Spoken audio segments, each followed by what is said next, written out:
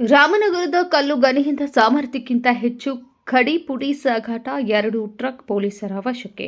ರಾಮನಗರದ ಕಲ್ಲು ಗಣಿಗಳಿಂದ ಪ್ರತಿದಿನ ರಾತ್ರಿ ಸಮಯದಲ್ಲಿ ನಿಗದಿತ ಸಾಮರ್ಥ್ಯಕ್ಕಿಂತ ಹೆಚ್ಚಿನ ಪ್ರಮಾಣದಲ್ಲಿ ಕಡಿ ಹಾಗೂ ಕಡಿ ಪುಡಿ ಸಾಗಾಟ ಮಾಡಲಾಗುತ್ತಿದೆ ಎಂಬ ಆರೋಪ ಕೇಳಿಬರುತ್ತಿದೆ. ಪರವಾನಗಿ ಇಲ್ಲದೆ ಗೋವಾ ಹಾಗೂ ಧಾರವಾಡ ಭಾಗಗಳಿಗೆ ಕಡಿ ಸಾಗಾಟ ಮಾಡುತ್ತಿರುವ ವಾಹನಗಳ ವಿರುದ್ಧವೂ ಅಧಿಕಾರಿಗಳು ಕ್ರಮ ಕೈಗೊಳ್ಳುತ್ತಿದ್ದಾರೆ. ಈ ನಡುವೆ ಗುರುವಾರ ರಾತ್ರಿ ರಾಮನಗರದ ಕಲ್ಲು ಗಣಿಯಿಂದ ಗೋವಾ ಕಡೆಗೆ ತೆರಳುತ್ತಿದ್ದ 10 ಚಕ್ರದ 2 ಟ್ರಕ್ಗಳನ್ನು ರಾಮನಗರ ಪೊಲೀಸರು ವಶಕ್ಕೆ ಪಡೆದಿದ್ದಾರೆ.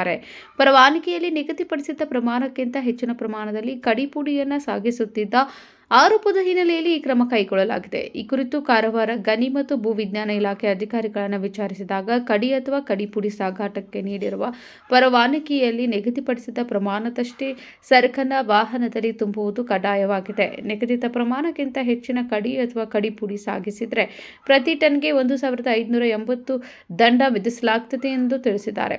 ಈ ಹಿನ್ನೆಲೆಯಲ್ಲಿ ಅಕ್ರಮ ಹಾಗೂ ನಿಗದಿತ ಸಾಮರ್ಥ್ಯಕ್ಕಿಂತ ಹೆಚ್ಚಿನ ಕಡಿ ಸಾಗಾಟದ ವಿರುದ್ಧ ಸಂಬಂಧಪಟ್ಟ ಇಲಾಖೆ ಹಾಗೂ ಪೊಲೀಸರು ಕಟ್ಟುನಿಟ್ಟಿನ ಕ್ರಮ ಕೈಗೊಳ್ಳಬೇಕೆಂದು ಸ್ಥಳೀಯರು ಒತ್ತಾಯಿಸಿದ್ದಾರೆ. Nikhil Shikhar, KMM news, Ramanagara.